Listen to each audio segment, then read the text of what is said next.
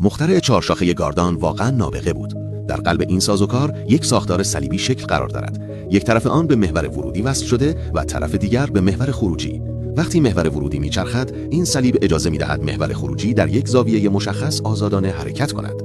تنها ایراد چهارشاخه گاردان این است که سرعت چرخش یک نواخت نیست. یک نوسان شبیه موج سینوسی ایجاد می‌کند و هرچه زاویه بیشتر باشد، لرزش هم شدیدتر می‌شود. برای رفع این مشکل، مهندسان گاردان دوتایی را ساختند، یعنی استفاده از دو چهارشاخه پشت سر هم که نوسان‌های سرعت یکدیگر را خنثی می‌کنند. در ماشین آلات کشاورزی نوع دیگری هم وجود دارد به نام گاردان تلسکوپی که هم می‌چرخد و هم می‌تواند جمع شود و برای زمین‌های ناهموار ایدئال است.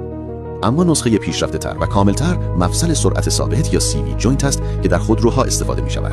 در این نوع صرف نظر از زاویه بین محور ورودی و خروجی هر دو با سرعت کاملا یکسان می‌چرخند. این کار با مجموعه‌ای از ساچمه‌های فولادی انجام می‌شود که داخل شیارها حرکت می‌کنند و انتقال نیرو را کاملا نرم و پایدار نگه می‌دارند.